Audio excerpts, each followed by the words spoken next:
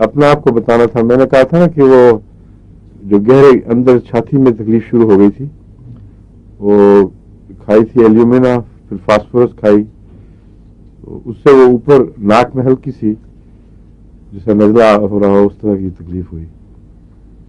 یہ اچھی علامت ہے.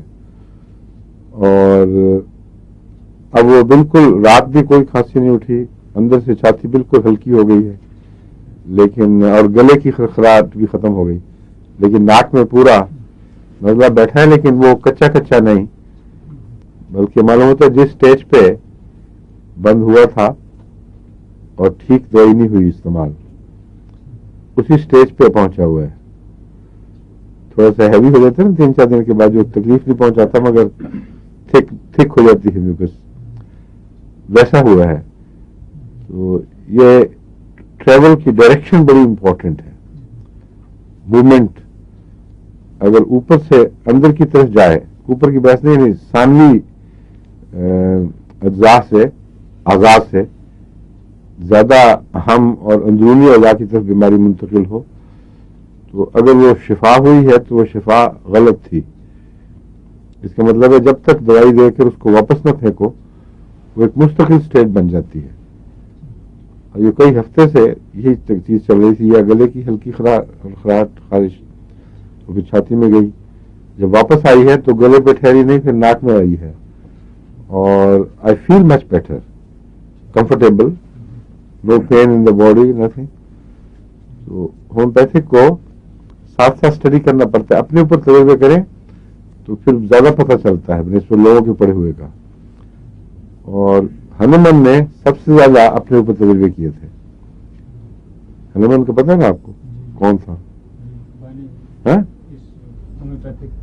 اس کی مجھے غلطی سے میں نے ایسا کہہ دیا تھا, 35 میں اس نے ایجاد کی تھی, پہلے کی تھی, لیکن 35 میں اس نے فرانس منتقل ہو کر پہلی دفعہ فرانس میں پریکٹس شروع کی تھی. کافی ملکوں سے یہ نکالا بھی گیا, بار بار مخالفت ہوتی تھی, قانون پاس ہو جاتے تھے اس کے خلاف, تو ایک جگہ سے دوسری جگہ منتقل ہو جاتا تھا. فرانس کے وزیر اعظم سے اس زمانے میں باقاعدہ اپوتھیکریز اور جو ایلوپیتھ تھے ان کا ایک وفد ملا, اور اس نے ان کو کہا کہ فرانس میں اس کو پریکٹس کی اجازت نہ دی جائے, کیونکہ باقی ملکوں نے, یورپ نے بھی نکال دیا, فلاں ملک نے بھی, فلاں ملک نے بھی. وہ بہت کوئی زیادہ روشن دماغ انسان تھا. اس نے کہا دیکھو, اگر تو تم یہ ٹھیک کہتے ہو کہ یہ گپیں ہیں اور اس سے کوئی فائدہ نہیں پہنچتا, تو جب نقصان بھی کوئی نہیں پہنچتا تو میں کیوں بند کروں؟ فائدہ کوئی نہیں, اور لوگ تنگ آ کے اس کو چھوڑ دیں گے, اس کو اپنی موت بننے دو. اور اگر یہ تمہیں سمجھ نہیں آ رہی اور فائدہ ہے, تو میں سائنس کی راہ میں روک نہیں بننا چاہتا. اور سائنس کا بنیادی تقاضا یہ ہے کہ ہر نئے خیال کو کھل کر موقع دیا جائے کہ وہ جو زندگی کی جد و جہد میں اس میں برابر کا حصہ پا کے کوشش کرے. اچھا ہو تو چلے گا اور ترقی کرے گا, برا ہو تو مر جائے گا. اس لیے ہنومن کو میں نہیں روکوں گا, اور اس وجہ سے اس کی آخری عمر میں وہی پریکٹس رہی. ہومیوپیتھک تو وقت آہستہ آہستہ ایجاد ہوئی, لمبے عرصے کے تجربے سے کچھ ایک خیال کے دوسرے میں چلا گیا. جو آرگن آن اس کی مشہور کتاب ہے وہ اس نے 1810 میں لکھی تھی, ٹھیک ہے,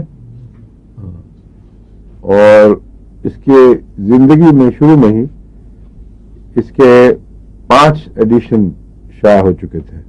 اس زمانے میں بہت مشہور ہوا تھا, لیکن 6واں ایڈیشن پورے 100 سال کے بعد شائع ہوا. معلوم ہوتا ہے اس کے وفات کے بعد لوگوں نے وہ دلچسپی پھر چھوڑی ہے کچھ عرصے کے لیے, لیکن پھیل گئی تھی سب جگہ, امریکہ تک پہنچ گئی تھی.